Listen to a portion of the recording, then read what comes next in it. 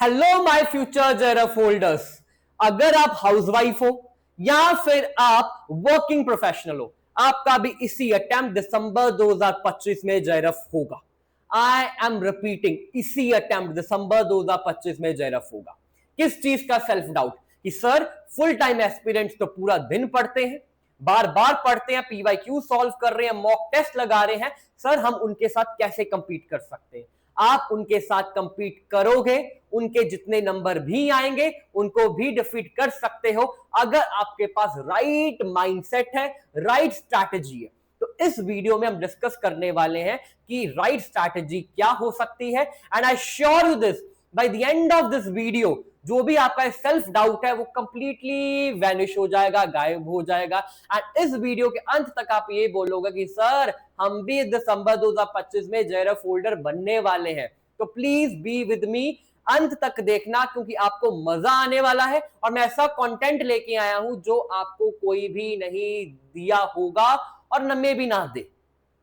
ठीक है, चलिए स्टार्ट करने से पहले आप सभी माओ के लिए, हाउसवाइफ्स के लिए एंड वर्किंग प्रोफेशनल्स के लिए छोटी सी शायरी, ठीक है, जिससे आपका कॉन्फिडेंस डबल हो जाएगा। दीवारें हमें रोक नहीं सकी, जो दीवारें हैं मतलब मुश्किलें हमें रोक नहीं सकती, थकान हमें तोड़ नहीं सकती। दीवारें हमें रोक नहीं सकती, थकान हमें तोड़ नहीं सकती। हौसले हो अगर बुलंद तो मेहनत हमारी हार नहीं सकती। अगेन आई रिपीट, हौसले हो अगर हमारे बुलंद तो मेहनत हमारी हार नहीं सकती। चलिए then let's start today's amazing session कि अगर आप हाउसवाइफ हो या आप वर्किंग प्रोफेशनल हो, आपको कौन सी स्ट्रैटेजीज को अपनाना है कि आपका इसी अटेम्प्ट में जेआरएफ या नेट हो जाए, जो कि होगा। चलिए, एंड जिन बच्चों ने अभी तक चैनल को सब्सक्राइब नहीं करा प्लीज वो कर दें, बिकॉज हम आने वाले हैं ऐसे और अमेजिंग कंटेंट के साथ। अब वर्किंग प्रोफेशनल और हाउसवाइफ को जो कॉमन प्रॉब्लम्स आती हैं वो ये है कि family and house hold responsibilities बहुत ज्यादा है। जब भी हाउसवाइफ पढ़ने बैठती हैं कोई ना कोई काम आ जाता है, या कोई रिश्तेदार आ जाता है, या कोई त्योहार आ जाता है, या कोई रीति रिवाज उनको फॉलो करना पड़ता है, जिसकी वजह से उनकी प्रेपरेशन में थोड़ा लैग आ जाता है। एंड जो वर्किंग प्रोफेशनल्स हैं उनका तो लॉन्ग वर्किंग आवर्स हैं, उसके बाद वो थक जाते हैं एंड फिर वो सोचते हैं यार हम कल से शुरू करेंगे, जिसकी वजह से वो प्रोक्रास्टिनेशन करते रहते हैं। देन अब lack of fix study routine उनके पास नहीं है, उनको नहीं पता कि स्टडी रूटीन किस तरह से होना चाहिए, जॉब और पढ़ाई को कैसे बैलेंस करें, हाउस होल्ड ड्यूटीज और पढ़ाई को कैसे बैलेंस करें। बहुत लेडीज तो ऐसी हैं जो पहले जॉब पे जाती हैं, आके वो डिनर बनाती हैं, उसके बाद वो पढ़ने बैठती हैं, तो उनके पास तो बहुत ही ज्यादा रिस्पॉन्सिबिलिटीज हैं। And tiredness and distractions is the very common issue. ये सारे इश्यूज का सॉल्यूशन आपको by the end of video मिल जाएगा। चलिए, अब जब भी मैं आपको कहता हूं आप पढ़ने बैठते हो, चाहे फुल टाइम एस्पिरेंट हो, आप वर्किंग प्रोफेशनल हो, आप हाउसवाइफ हो, सबसे पहले the most important thing is belief. Believe in your self. आप हमेशा जब भी आपसे पढ़ने बैठोगे पहले अपने दिमाग को यह सिग्नल दो, सभी करते हैं हम भी करेंगे, हम करके दिखाएंगे, इसी दिसंबर 2025 में हम जेआरएफ लेके आएंगे। पहले बिलीफ, अपने मन को, अपने माइंड को पॉजिटिविटी का सिग्नल दो। पहले थिंक, सोचो कि मुझे जेआरएफ करना है इसी दिसंबर में। बिलीव करो मैं कर सकती हूं, मैं कर सकता हूं। बिहेव, इसी जब आपको बिलीफ हो जाएगा कि मैं कर सकती हूं, you will start behaving like that. आपका टाइम टेबल फिक्स हो जाएगा। आपको हमेशा अगर आप नहीं पढ़ोगे आपको रिग्रेट होगा, and at the end you will become, मतलब you will become JRF holder.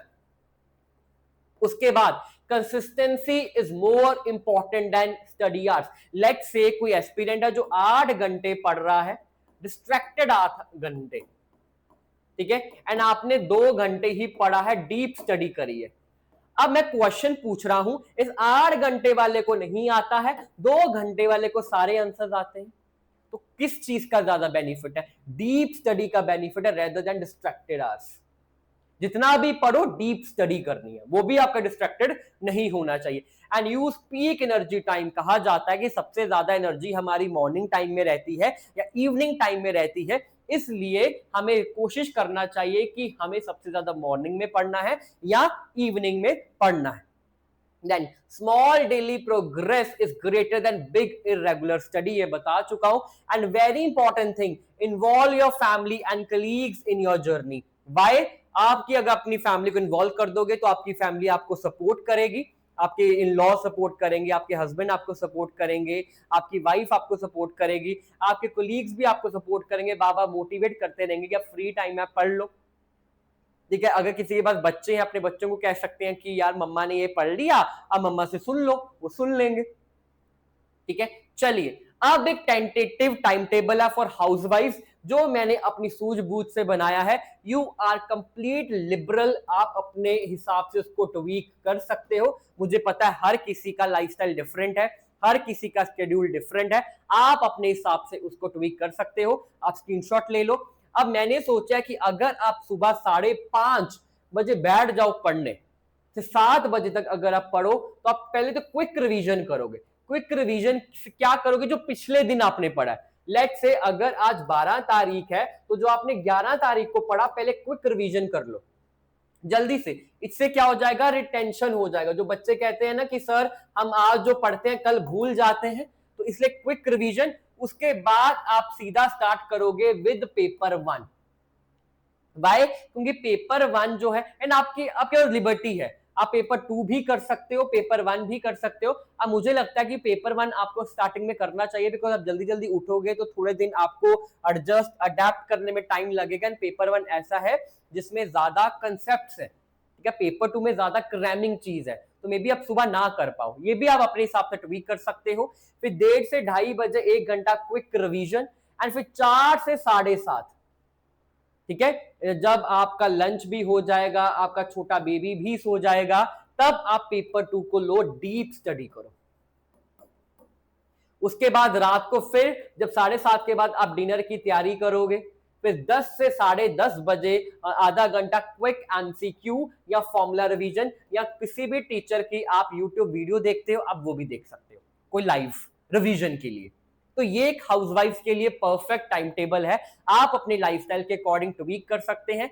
And housewife के लिए एक टिप्स क्या है कि जब आप कुक कर रहे हो ईयरफोन्स लगा लो. लेट्स मान लेते हैं आपने हेलो अंग्रेजी का ही कोर्स ले रखा है, इंग्लिश लिटरेचर का, उसमें मेरी जो वीडियो लेक्चर्स है, ईयरफोन लगाओ, उसको सुन लो वाइल कुकिंग.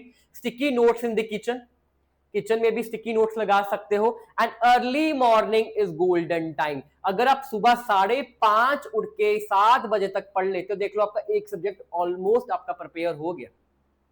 तो ये जल्दी उठना बहुत ही बेनिफिशियल है. एंड अगर मैं बात करूं वर्किंग प्रोफेशनल्स की जो जॉब पे जाते हैं, उनके लिए है कि आप 6 से 8 बजे तक पढ़ो, क्विक रिवीजन करो. आप अपने हिसाब से इसको 5 से 7 भी कर सकते हो, डिपेंडिंग अपॉन कि आपका कॉलिंग आवर्स कितना है, आपको जॉब पे कितने बजे जाना है, डिपेंड करता है. फिर क्विक रिवीजन जो आपने पिछले दिन पढ़ा होगा. एंड आप पेपर 2 सब्जेक्ट को ले सकते हो स्टार्टिंग में 2 घंटे या डीप स्टडी करो. फिर जब आपके ऑफिस में लंच ब्रेक होगा आप रिवाइज कर सकते हो, या आप 10 एमसीक्यूज की प्रैक्टिस कर सकते हो, या मॉक टेस्ट लगा सकते हो, आपके ऊपर है. एंड जब आप वापस आ जाओगे 6 से 8 बजे पेपर 1 एंड पीवाईक्यूज. अगर लेट्स से आप 6 बजे आते हो, रेस्ट करना चाहते हो, आप इसको 7 से 9 भी कर सकते हैं, इसको 10 से 11-15 भी कर सकते हो, अपने हिसाब से इसको ट्वीक कर सकते हो. एंड रात को पेपर 2 दोबारा से एंड रिवीजन. और आपके लिए टिप्स क्या है, जब भी आप ट्रैवल करोगे, जॉब जाओगे, ऑडियो लर्निंग कर सकते हैं. एंड वीकेंड्स पे मॉक टेस्ट देना है एंड आपको रिव्यू करना है. Review is very important. Review mothers के लिए भी है, हाउसवाइफ्स के लिए भी है, वर्किंग प्रोफेशनल्स के लिए भी है. एवरी संडे आपको रिव्यू करना है कि आपका पूरे वीक का प्रोग्रेस कैसा रहा है. जैसे मंडे टू सैटरडे आपने किस तरह पढ़ाई करी, कौन से एरियाज आपके वीकर एरिया है, कौन से एरियाज पे आपको और ध्यान करना है. तो रिव्यू रख लो आप संडे. एंड सैटरडे आप प्रॉपर रिवीजन डे भी रख सकते हैं. ठीक है, अब टाइम सेविंग टेक्निक्स. सबसे पहले technique, very important technique, that is backward planning. अब बैकवर्ड प्लानिंग क्या होता है आप सभी देखो. अब आपको पता है कि हमारा एग्जाम दिसंबर में है, ठीक है, हमारे पास नवंबर है, अक्टूबर है एंड सितंबर है, हमारे पास 3 महीने हैं. तो बैकवर्ड प्लान करो कि दिसंबर में हमारा एग्जाम है, नवंबर पूरा मैं रिजर्व करूंगा फॉर क्विक रिवीजन्स, पीवाईक्यूज, ठीक है। अक्टूबर आप सितंबर अक्टूबर में आप सोच लो कि मुझे सिलेबस कंप्लीशन करना है पेपर 1 और पेपर 2 का।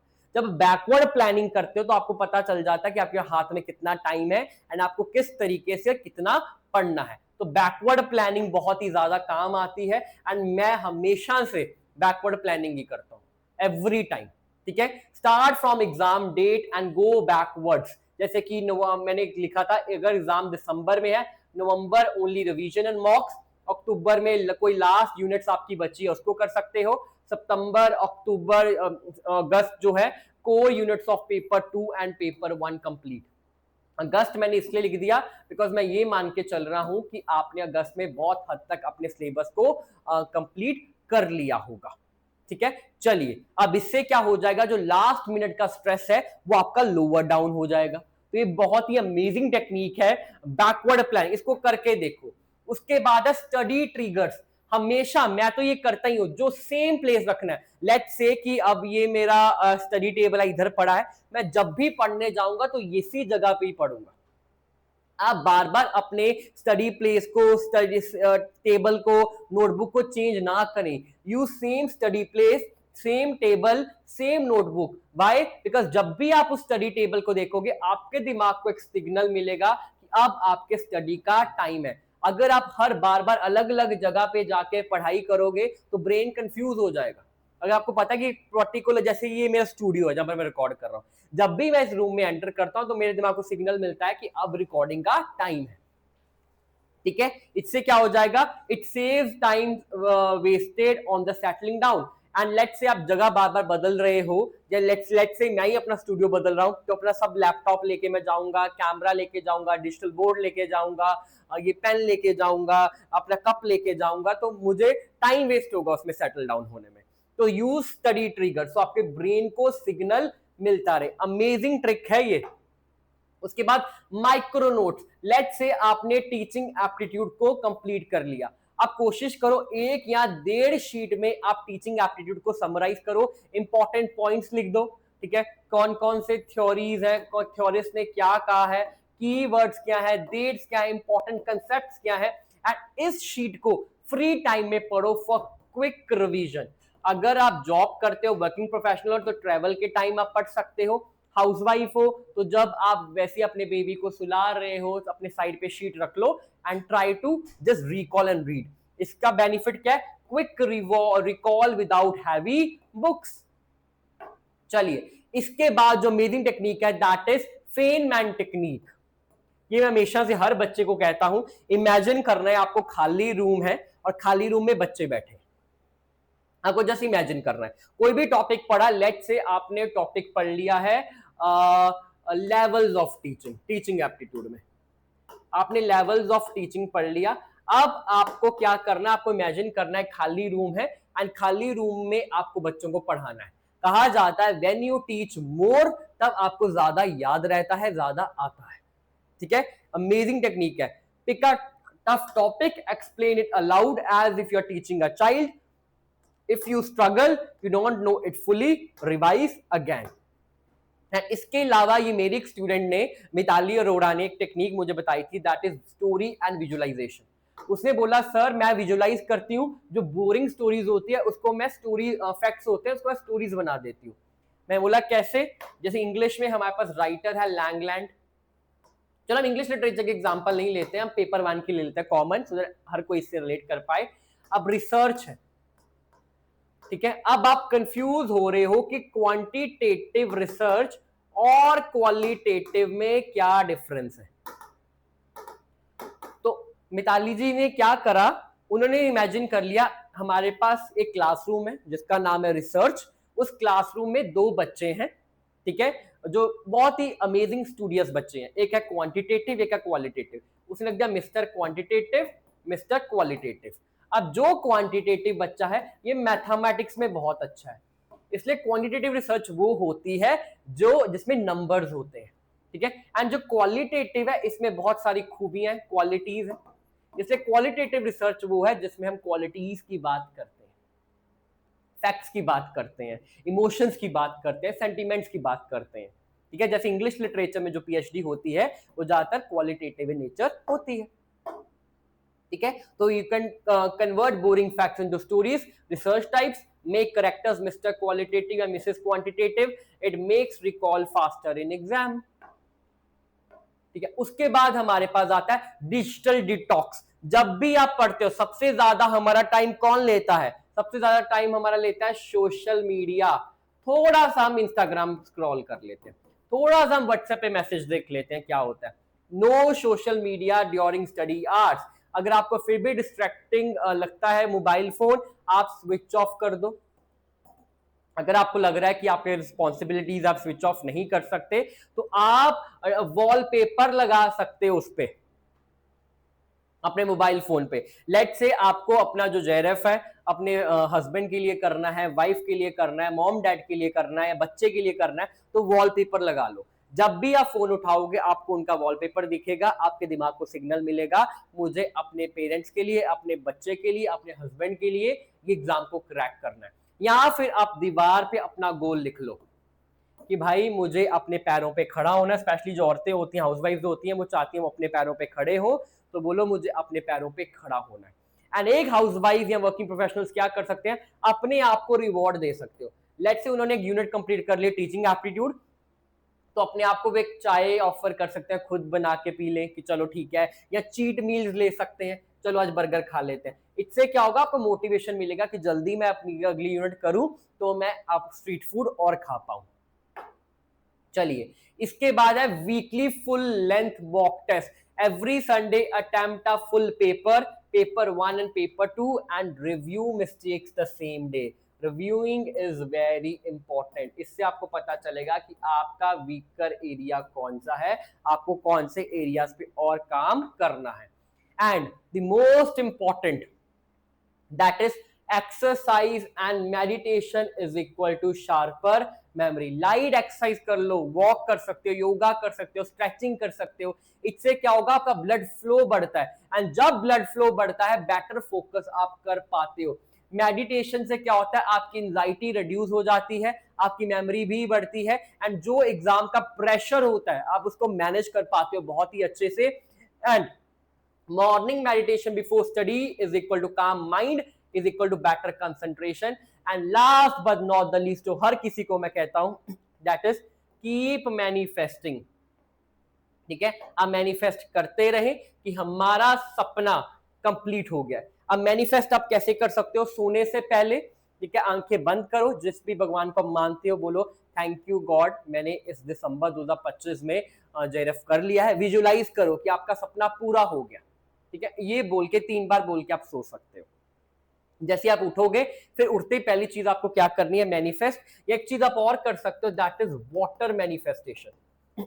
लेट्स से अब मेरे पास एक कप है, इसमें पानी है। अब इस पानी को पीने से पहले मैं बोलूंगा I am JRF holder, I am JRF holder, I am JRF holder, फिर मैं इसको पी लूंगा। ठीक है, कहा जाता है कि पानी में सबसे ज्यादा एनर्जी पानी ही कैप्चर करता है। हालांकि इन चीजों में हमारा कुछ नहीं जा रहा। बहुत बच्चे कहेंगे क्या सर ये सारी चीजें हकीकत होती है, इसमें हम विश्वास कर सकते हैं? तो उन बच्चों को यही कहना चाहूंगा, इसमें हमारा जा तो कुछ नहीं रहा, मात्र कितने 20 सेकंड्स लगे या उससे भी कम लगे, करने में क्या जा रहा है, करके देख लो, यू नेवर नो कब मिरेकल हो जाए। Simple, that's all. तो एनीवे आप सभी को मैं फिर एक रिमाइंडर देना चाहता हूं, चाहे आप हाउसवाइफ हो चाहे वर्किंग प्रोफेशनल हो, आपका इसी अटेम्प्ट दिसंबर 2025 में जेआरएफ होने वाला है।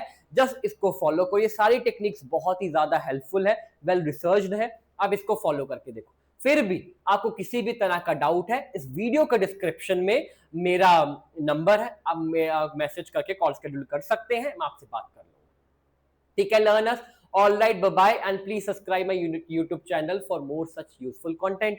Bye bye learners, take care. And yes, JRF is round the corner, very soon आप सभी JRF होल्डर बनने वाले हो।